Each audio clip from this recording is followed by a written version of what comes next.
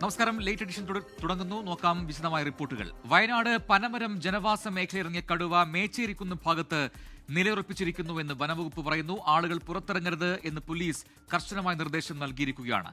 കടുവയുടെ ദൃശ്യങ്ങൾ 24 ലഭിച്ചു. ദൃശ്യങ്ങളിലേക്ക് ആദ്യം.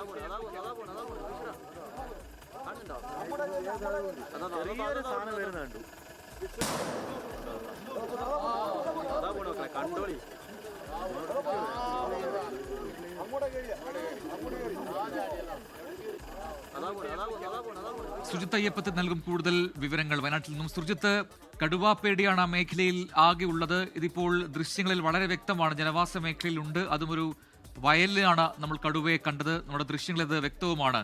എന്താണ് നിലവിലെ അവിടുത്തെ സാഹചര്യം? ഈ കടുവയെ കൃത്യമായി അതിനുശേഷം ലൊക്കേറ്റ് ചെയ്യാൻ കഴിഞ്ഞിട്ടുണ്ടോ? ഈ കൂട് സ്ഥാപിക്കുന്ന ജോലികളൊക്കെ എവിടം വരായി?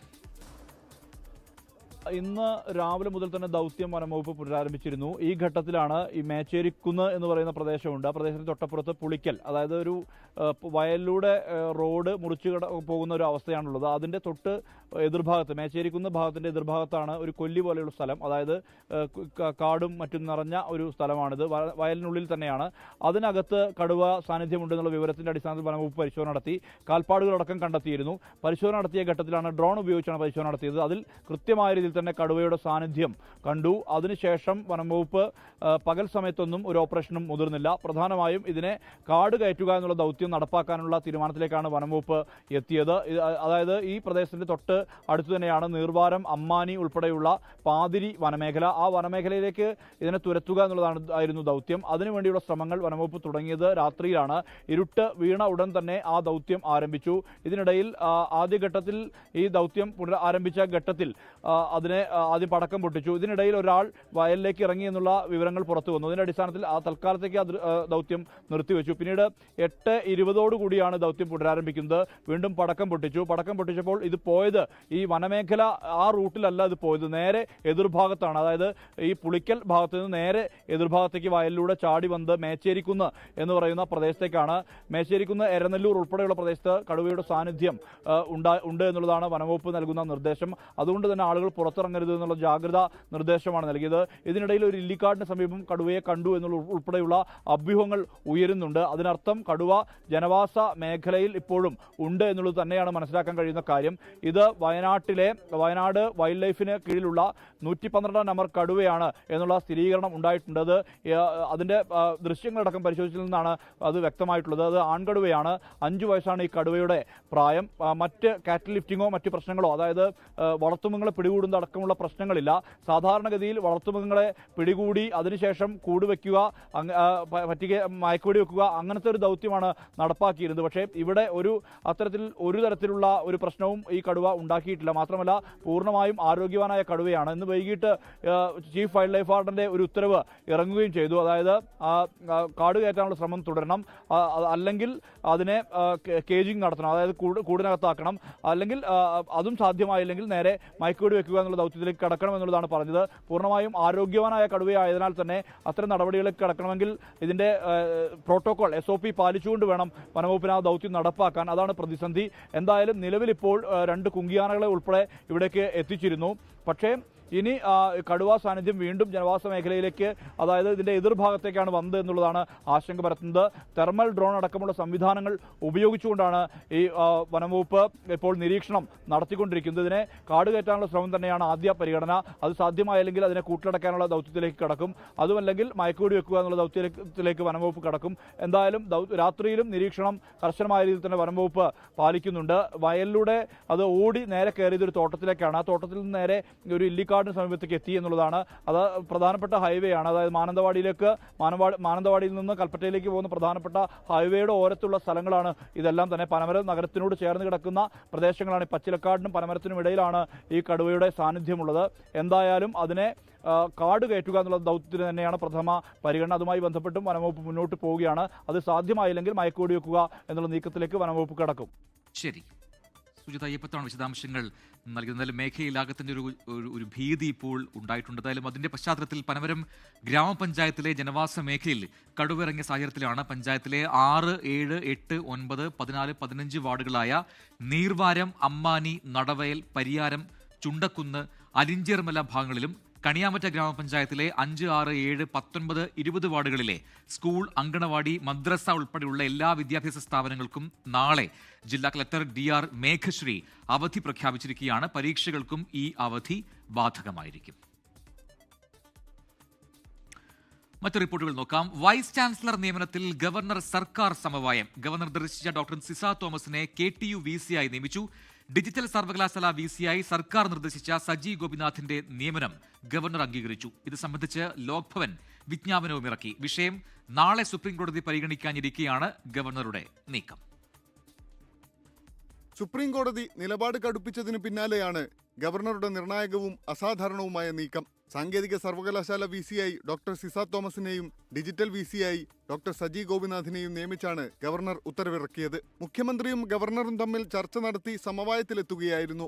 ഡോക്ടർ സിസ ഗവർണറുടെ പട്ടികയിലും ഡോക്ടർ സജി മുഖ്യമന്ത്രിയുടെ പട്ടികയിലും ഉൾപ്പെട്ട വ്യക്തികളാണ്. ചുരുക്കത്തിൽ ഓരോ VC സ്ഥാനം വീതം മുഖ്യമന്ത്രിയും ഗവർണറും പങ്കിട്ടെടുത്തു എന്ന് പറയാം.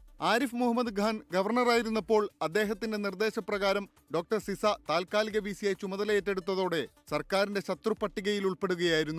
സാങ്കേതിക കാരണങ്ങൾ മാത്രം പറഞ്ഞ് മുൻ ഗവർണർ VC സ്ഥാനത്തു നിന്ന് പുറത്താക്കിയ വ്യക്തിയാണ് ഡോക്ടർ സജി ഗോപിനാഥ്. നിയമനം നടത്തിയ കാര്യം ജസ്റ്റിസ് ധൂലിയ കമ്മിറ്റി സുപ്രീം കോടതിയെ അറിയിക്കും. സുപ്രീം കോടതിയാണ് അന്തിമ തീരുമാനം നൽകേണ്ടത്. 24 തിരുവനന്തപുരം. ശബരിമല സ്വർണ്ണക്കൊള്ളയിൽ കോൺഗ്രസ് നേതാവ് രമേശ് ചെന്നിത്തല വെളിപ്പെടുത്തിയ വ്യവസായിയുടെ മൊഴി രേഖപ്പെടുത്തിയ SIT. ശബരിമലയിൽ നിന്ന് കടത്തിയ സ്വർണം അന്താരാഷ്ട്ര സംഘത്തിന് വിറ്റെന്ന് ഒരു വ്യവസായി തന്നോട് പറഞ്ഞു എന്നായിരുന്നു രമേശ് ചെന്നിത്തലയുടെ ആരോപണം. രമേശ് ചെന്നിത്തല വെളിപ്പെടുത്തിയ ആരോപണങ്ങളിലെ വിവരങ്ങൾ അറിയാവുന്ന വ്യവസായിയിൽ നിന്നും SIT മൊഴി രേഖപ്പെടുത്തി. വിദേശത്തായിരുന്ന വ്യവസായിയോട് നാട്ടിലേക്കെത്താൻ ആവശ്യപ്പെട്ട ശേഷമാണ് നേരിൽ കണ്ട് വിവരങ്ങൾ ശേഖരിച്ചത്. മൊഴിയെടുത്തത് ക്രൈംബ്രാഞ്ച് ഓഫീസിൽ വെച്ചല്ല എന്നാണ് സൂചന. ആരോപണങ്ങൾക്കപ്പുറം സ്വർണ്ണക്കടത്തു നടത്തിയതുമായി ബന്ധപ്പെട്ട തെളിവുകൾ വ്യവസായിയുടെ പക്കലുണ്ടോ എന്നാണ് SIT പരിശോധിക്കുന്നത്. ശബരിമലയിൽ നിന്ന് മോഷ്ടിച്ച സ്വർണം അന്താരാഷ്ട്ര മാർക്കറ്റിൽ അമൂല്യ വസ്തുവായി വിറ്റുവെന്ന് തനിക്കറിയാവുന്ന ഒരു വ്യവസായി തന്നോട് പറഞ്ഞുവെന്നായിരുന്നു രമേശ് ചെന്നിത്തല പറഞ്ഞത്. കോടതിയിൽ രഹസ്യമൊഴി നൽകാനും വ്യവസായി തയ്യാറാണെന്ന് SITയെ രമേശ് ചെന്നിത്തല അറിയിച്ചു. അതേസമയം സ്വർണ്ണക്കടത്ത് കേസിൽ മുൻ ബോർഡ് പ്രസിഡന്റ് PS പ്രശാന്ത് ഉൾപ്പെടെയുള്ള മുൻ ബോർഡ് അംഗങ്ങളുടെ മൊഴിയെടുക്കാനും SIT നീക്കം തുടങ്ങി. 24 തിരുവനന്തപുരം. ശബരിമല ശ്രീകോവിലിലെ കട്ടിളപ്പാളി സ്വർണം പൊതിഞ്ഞതിന് രേഖകളുണ്ടോ എന്ന് ഹൈക്കോടതി. ദേവസ്വം ബോർഡ് മുൻ പ്രസിഡന്റ് N വാസുവിന്റെ ജാമ്യാപേക്ഷ പരിഗണിക്കുന്നതിനിടെയാണ് പരാമർശം. അതേസമയം സ്മാർട്ട് ക്രിയേഷൻസ് CEO പങ്കജ് ഭണ്ഡാരിയെ SIT ചോദ്യം ചെയ്തു. കേസിൽ തിരുവിതാംകൂർ ദേവസ്വം ബോർഡ് മുൻ പ്രസിഡന്റ് N വാസുവിന്റെയും അഡ്മിനിസ്ട്രേറ്റീവ് ഓഫീസർ മുരാരി ബാബുവിന്റെയും ജാമ്യാപേക്ഷ വിധി പറയാൻ മാറ്റി. തദ്ദേശ തെരഞ്ഞെടുപ്പിൽ വൈറലായ പാരഡി ഗാനത്തിനെതിരെ DGPക്ക് പരാതി. തിരുവാഭരണപാത സംരക്ഷണ സമിതി ജനറൽ സെക്രട്ടറി പ്രസാദ് കുഴിക്കാലയാണ് പരാതി നൽകിയത്. പാട്ടിനെതിരെ CPM പത്തനംതിട്ട ജില്ലാ സെക്രട്ടറി രാജു എബ്രഹാമും രംഗത്ത് വന്നു.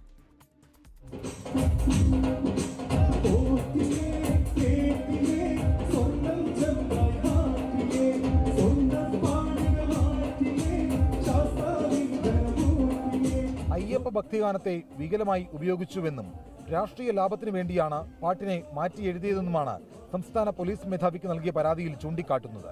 ഗാനത്തിലൂടെ ഭക്തരെ അപമാനിച്ചെന്നും പാട്ട് പിൻവലിക്കണമെന്നും തിരുവാഭരണപാത സംരക്ഷണ സമിതി ജനറൽ സെക്രട്ടറി പ്രസാദ് കുഴിക്കാല ആവശ്യപ്പെട്ടു. അവഹേളനം ഇത്രയും വന്നതിന് ഇടയ്ക്ക് വീണ്ടും ഒരു പാട്ടിൽ കൂടി അവഹേളിക്കുക.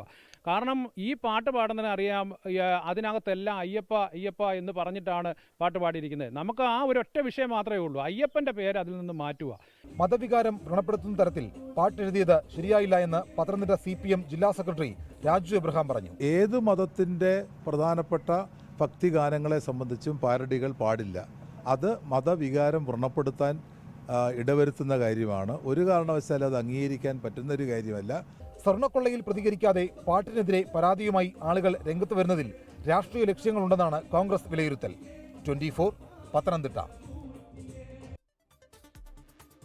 തദ്ദേശ തെരഞ്ഞെടുപ്പ് തോൽവിയെക്കുറിച്ച് LDFന്റെ വിശദ പരിശോധന ജനുവരിയിൽ. ഭരണവിരുദ്ധ വികാരമില്ലെന്ന CPIM വിലയിരുത്തലിന് പിന്നാലെയാണ് തീരുമാനം. ഓരോ പാർട്ടിയുടെയും വിലയിരുത്തലിന് ശേഷം ജനുവരി ആദ്യവാരം യോഗം ചേർന്ന് ഫലം അവലോകനം ചെയ്യാം എന്ന ധാരണയിലാണ് ഇന്നത്തെ യോഗം പിരിഞ്ഞത്. തെരഞ്ഞെടുപ്പ് അവലോകനം ഉൾപ്പെടെയുള്ള കാര്യങ്ങളിൽ CPIMന്റെ വിലയിരുത്തൽ ഏറ്റുപിടിക്കുന്നതാണ് LDFലെ പതിവ്. എന്നാൽ ഭരണവിരുദ്ധ വികാരം ഉൾപ്പെടെ തോൽവിക്ക് നിദാനമായ കാര്യങ്ങളിൽ CPIക്കടക്കം വ്യത്യസ്ത നിലപാടുള്ള സാഹചര്യത്തിലാണ് തിരഞ്ഞെടുപ്പ് അവലോകനം നീട്ടിവെച്ചത്. ആഴത്തിലുള്ള പരിശോധന വേണമെന്നാണ് മുന്നണി നേതൃത്വത്തിന്റെ വിശദീകരണം. തെരഞ്ഞെടുപ്പിന്റെ ഫലം ആഴത്തിലുള്ള പരിശോധനയ്ക്ക് വിധേയമാക്കി ഇടതുപക്ഷ ജനാധിപത്യ മുന്നണി എന്തെങ്കിലും തിരുത്തലുകൾ വരുത്തേണ്ടതുണ്ടെങ്കിൽ അത്തരം കാര്യങ്ങളിൽ തിരുത്തൽ വരുത്തി മുന്നോട്ട് പോവുക എന്ന നിലപാടാണ് ഇടതുപക്ഷ ജനാധിപത്യ മുന്നണി പൊതുവെ സ്വീകരിക്കുന്നത്. CPIM സംസ്ഥാന സമിതിക്ക് ശേഷം തോൽവിയുടെ കാരണങ്ങളിൽ നിലപാട് പറയാമെന്ന് മുഖ്യമന്ത്രിയും യോഗത്തെ അറിയിച്ചു. തോറ്റു എന്നത് വസ്തുതയാണെങ്കിലും തുടർഭരണമെന്ന ലക്ഷ്യത്തിന് ഭീഷണിയില്ല എന്നാണ് നിഗമനം. ഗവൺമെന്റ് അധികാര തുടർച്ചയിലേക്ക് പോകും എന്ന കാര്യം തർക്കമില്ല. ജനങ്ങളിൽ വന്നിട്ടുള്ള ഈ പ്രതികരണം ഞങ്ങൾ വളരെ വിശദമായി ഞങ്ങൾ പരിശോധിച്ച് ഞങ്ങൾ എന്ത് തിരുത്തണം എന്നാണ് ജനങ്ങൾക്ക് അഭിപ്രായമെങ്കിൽ ഞങ്ങൾ അത് തിരുത്താൻ തയ്യാറാവും. സർക്കാർ മികച്ച രീതിയിൽ പ്രവർത്തിച്ചിട്ടും എന്തുകൊണ്ട് പരാജയപ്പെട്ടു എന്നത് വിശദമായി പരിശോധിച്ച് തിരുത്തൽ നടപടികൾ കൈക്കൊള്ളണമെന്നാണ് LDFിലെ ധാരണ. 24 തിരുവനന്തപുരം. തദ്ദേശ തെരഞ്ഞെടുപ്പിൽ ശബരിമല വിവാദങ്ങൾ എതിർചേരി എങ്ങനെ ഉപയോഗപ്പെടുത്തിയെന്ന് പരിശോധിക്കണമെന്ന് CPI. മതന്യൂനപക്ഷങ്ങൾ LDFിൽ നിന്ന് അകന്നോ എന്നും പരിശോധിക്കണം. ജനകീയ പദ്ധതികൾ നടപ്പിലാക്കിയിട്ടും വിജയിക്കാത്തതിനെപ്പറ്റി പരിശോധന വേണമെന്നും CPI സംസ്ഥാന എക്സിക്യൂട്ടീവ് വാർത്താക്കുറിപ്പിൽ വ്യക്തമാക്കി. തദ്ദേശ തെരഞ്ഞെടുപ്പ് ഫലത്തിനു പിന്നാലെ മുന്നണി വിപുലീകരണ ചർച്ചകൾ സജീവമാക്കി UDFും LDFും. LDF വിട്ടേക്കുമെന്ന റിപ്പോർട്ടുകൾ Kerala Congress M chairman Jose K Mani തള്ളി. CPIയെ ക്ഷണിച്ച് UDF കൺവീനർ അടൂർ പ്രകാശ് രംഗത്ത് വന്നപ്പോൾ ഇടത് നയം അംഗീകരിക്കുന്ന ആർക്കും സ്വാഗതമെന്നായിരുന്നു LDF കൺവീനർ TP രാമകൃഷ്ണന്റെ പ്രതികരണം. ഇനി മുന്നിൽ നിയമസഭാ തെരഞ്ഞെടുപ്പാണ്. ഇത് ലക്ഷ്യമിട്ടാണ് മുന്നണി വിപുലീകരണത്തിനുള്ള നീക്കം. ജോസ് കെ മാണിയും കേരള കോൺഗ്രസ് എമ്മും UDFിൽ തിരികെ എത്തുമെന്ന ചർച്ചകൾ സജീവമായതോടെ ഇത് നിഷേധിച്ച് party chairman Jose K Mani രംഗത്തെത്തി. കേരള കോൺഗ്രസ് പാർട്ടിക്ക് ഒറ്റ നിലപാടാണ്, അത് ഇടതുപക്ഷത്തിനോടൊപ്പമാണ്. ആ നിലപാട് ഞങ്ങൾ ഉറച്ചു നിൽക്കുന്നു. സംഘടനാപരമായി കേരള കോൺഗ്രസ് എമ്മും എപ്പോഴും ശക്തി ആർജിച്ച് നിൽപ്പുണ്ടെന്നുള്ളതാണ്. കേരള കോൺഗ്രസ് എമ്മിനെ ക്ഷണിച്ചെങ്കിലും ചർച്ചകൾ നടത്തിയിട്ടില്ലെന്നാണ് UDF പ്രതികരണം. ഇതിനിടെ CPIയെ വീണ്ടും മുന്നണിയിലേക്ക് ക്ഷണിച്ച് UDF കൺവീനർ അടൂർ പ്രകാശ് രംഗത്തെത്തി. അവരെ ഞങ്ങളോടൊപ്പം വരുന്ന കാര്യത്തിൽ ഞങ്ങൾ ഏതായാലും UDF അങ്ങനെ ഒരു ചിന്ത വന്നാൽ അവരങ്ങനെ ഒരു ചിന്തയിൽ വരുന്നു എങ്കിൽ ഞങ്ങളും അക്കാര്യത്തിൽ അനുകൂലമായ തീരുമാനം ഉണ്ടാക്കുന്നതാണ്. അതേസമയം മുസ്ലിം ലീഗ് അഭിപ്രായം പറഞ്ഞാൽ അപ്പോൾ ആലോചിക്കാം എന്നായിരുന്നു LDF കൺവീനർ TP രാമകൃഷ്ണന്റെ പ്രതികരണം. ലീഗ് അങ്ങനെ ഒരു അഭിപ്രായം പറഞ്ഞിട്ട് അന്നേരം ആലോചിക്കാം, അതന്ന് ആലോചിക്കാം. അതിന്റെ ഫസ്റ്റ് കണ്ടീഷൻ രാഷ്ട്രീയ നിലപാടാണ്. LDF നയം സ്വീകരിക്കാൻ തയ്യാറാകുന്ന UDFിലെ ആര് വന്നാലും സ്വീകരിക്കുമെന്നും കൺവീനർ വ്യക്തമാക്കി. 24 തിരുവനന്തപുരം. പ്രതിപക്ഷ പ്രതിഷേധങ്ങൾക്കിടെ ദേശീയ തൊഴിലുറപ്പ് പദ്ധതി ഭേദഗതി ബിൽ ലോക്സഭയിൽ അവതരിപ്പിച്ചു. പദ്ധതിയുടെ പേരിൽ നിന്ന് ഗാന്ധിയുടെ പേര് ഒഴിവാക്കിയതിനെതിരെ പ്രതിപക്ഷം സഭയ്ക്കകത്തും പുറത്തും പ്രതിഷേധിച്ചു. ജിയിലൂടെ മഹാത്മാഗാന്ധിയുടെ രാമരാജ്യം സാക്ഷാത്കരിക്കാനാണ് ശ്രമിക്കുന്നതെന്ന് ബില്ല് അവതരിപ്പിച്ച കേന്ദ്ര കൃഷിമന്ത്രി ശിവരാജ് സിംഗ് ചൌഹാൻ പറഞ്ഞു. വിവാദമായ Viksit Bharat guarantee for Rozgar and Ajeevika mission Gramin bill കൃഷിമന്ത്രി ശിവരാജ് സിംഗ് ചൌഹാൻ അവതരിപ്പിച്ച ഘട്ടത്തിൽ തന്നെ പ്രതിപക്ഷ നിരയിൽ നിന്നും പ്രതിഷേധമുയർന്നു. അധികാര വികേന്ദ്രീകരണത്തിനും ഭരണഘടനയ്ക്കും വിരുദ്ധമായ ബില്ല് പിൻവലിക്കണമെന്ന പ്രിയങ്ക ഗാന്ധി.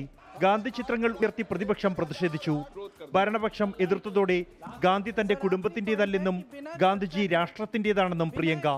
महात्मा गांधी जी मेरे परिवार के नहीं थे, लेकिन मेरे परिवार जैसे ही हैं और इस पूरे देश की यही भावना है सर. മഹാത്മാഗാന്ധിയുടെ പേര് നീക്കുന്നതിനെ ശക്തമായി എതിർത്ത ശശി തരൂർ MP ഗാന്ധിജിയുടെ രാമരാജ്യം രാഷ്ട്രീയ പദ്ധതിയല്ലെന്ന് വ്യക്തമാക്കി. Mahatma Gandhi's vision of Ram Rajya was never a purely political program. It was a socio-economic blueprint rooted in the empowerment of villages, and his unwavering faith in Gram Swaraj was part of his vision of Ram Rajya. KC Venugopal, NK Premachandran, Supriya Sule, Saugata Roy തുടങ്ങിയ പ്രതിപക്ഷ നിരയിലെ മുതിർന്ന നേതാക്കൾ ബില്ലവതരണത്തെ എതിർത്തു. ജിയിലൂടെ മഹാത്മാഗാന്ധിയുടെ രാമരാജ്യം സാക്ഷാത്കരിക്കാനാണ് ശ്രമിക്കുന്നതെന്ന വിശദീകരണവുമായി മന്ത്രി ശിവരാജ് സിംഗ് ചൌഹാൻ രംഗത്ത് വന്നു. विकसित भारत जी राम जी बिल 2025 को सभा में पूरा स्थापित करने की अनुमति दी जाए.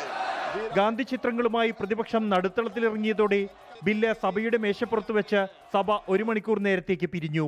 ഗാന്ധി ഹമാര ഹേ മുദ്രാവാക്യങ്ങളുമായി പ്രതിപക്ഷം സഭാ കവാടത്തിലും ഗാന്ധി പ്രതിമയ്ക്ക് മുന്നിലും പ്രതിഷേധിച്ചു. ബില്ല് സഭയിൽ ചർച്ചയ്ക്കെത്തുമ്പോഴും ശക്തമായി എതിർക്കുമെന്ന് പ്രതിപക്ഷം വ്യക്തമാക്കി. 24 ഡൽഹി.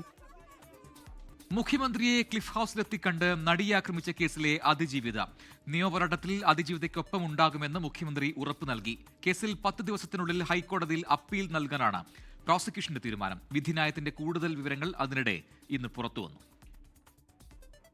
ഇന്ന് വൈകുന്നേരമാണ് അതിജീവിത മുഖ്യമന്ത്രിയുടെ ഔദ്യോഗിക വസതിയിൽ എത്തിയത്.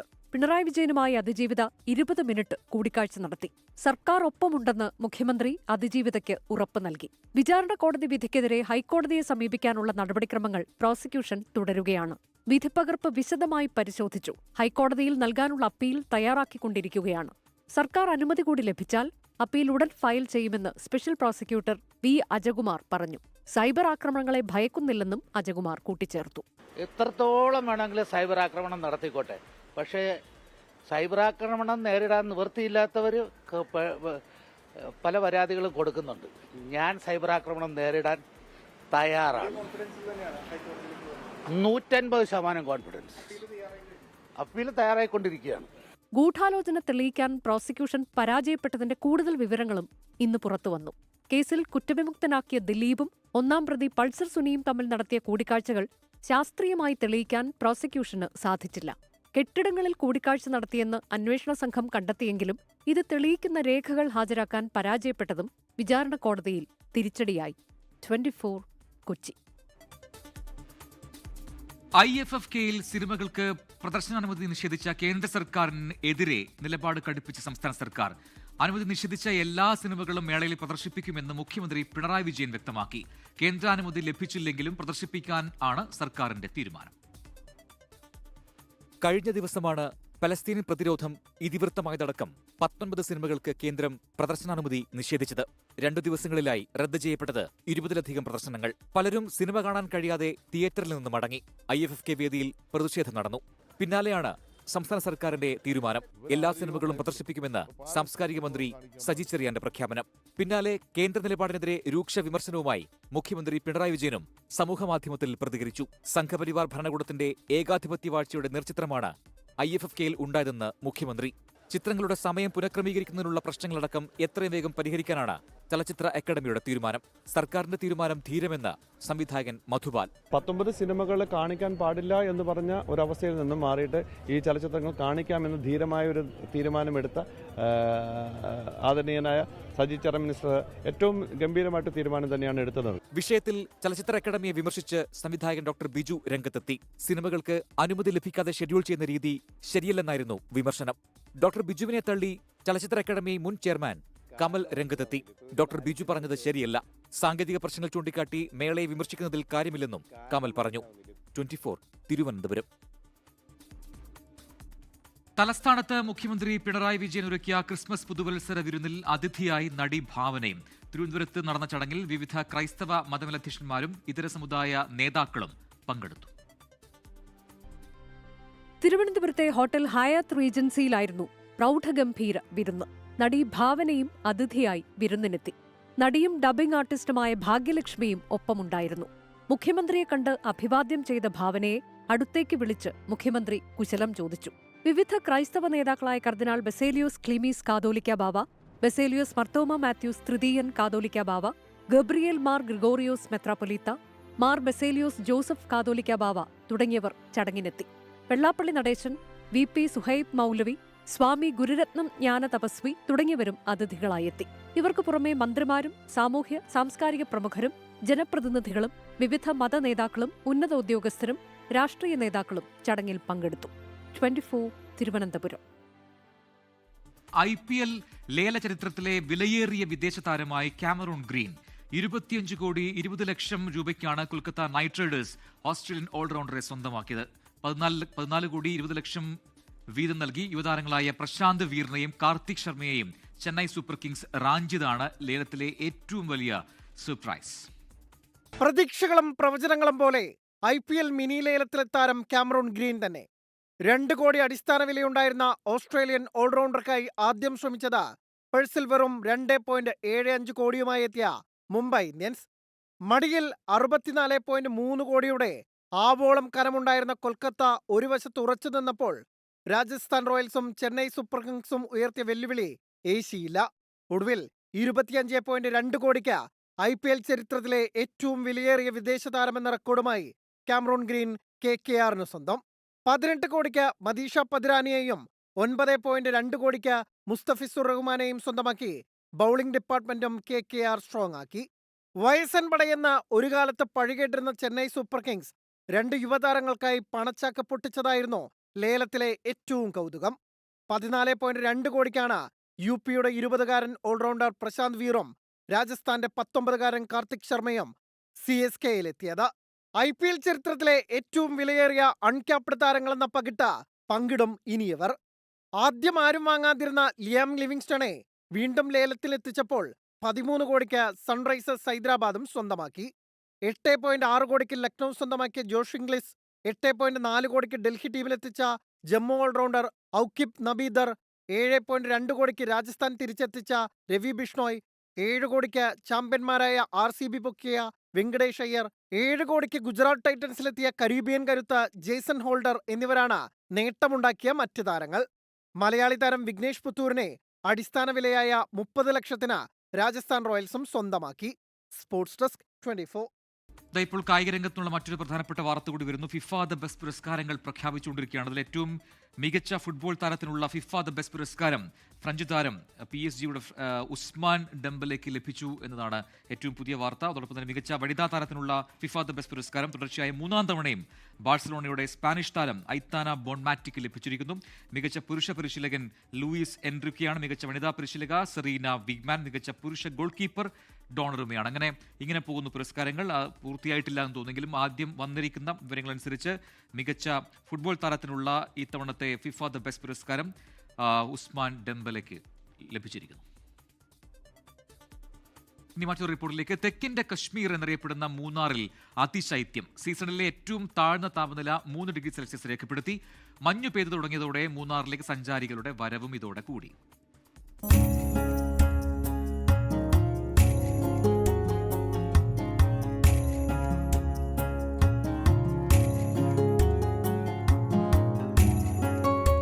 മുൻ വർഷങ്ങളിൽ നിന്ന് വ്യത്യസ്തമായി ഡിസംബർ പകുതിയോടെ തന്നെ മൂന്നാറിൽ അതിശൈത്യം തുടങ്ങി. മൂന്നാർ ടൗൺ, നല്ലതണ്ണി, തെന്മല, ചിറ്റുവാര, ചെണ്ടുവാര എസ്റ്റേറ്റിലെ ലോവർ ഡിവിഷൻ എന്നിവിടങ്ങളിലാണ് താപനില 3 ഡിഗ്രി സെൽഷ്യസിലെത്തിയത്. ലക്ഷ്മിയിൽ 4 ഡിഗ്രി, സെവൻമലയിൽ 5 ഡിഗ്രി, ചൊക്കനാട് 4 ഡിഗ്രി സെൽഷ്യസ് എന്നിങ്ങനെയായിരുന്നു താപനില. വരും ദിവസങ്ങളിൽ താപനില 0-ലെത്തുമെന്നാണ് പ്രതീക്ഷിക്കുന്നത്.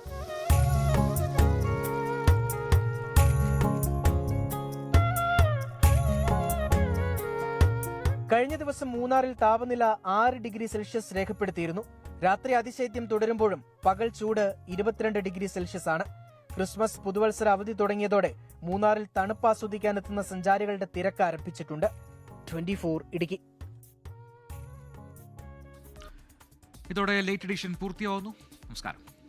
ലോകത്തെവിടെയായാലും ഏത് സമയത്തും 24 വാർത്തകളും ഓഗ്മെന്റഡ് റിയാലിറ്റി പാക്കേജുകളും എക്സ്പ്ലെയിനറുകളും വിശദമായി കാണാൻ ഞങ്ങളുടെ യൂട്യൂബ് ചാനൽ നിങ്ങൾക്ക് സബ്സ്ക്രൈബ് ചെയ്യാം.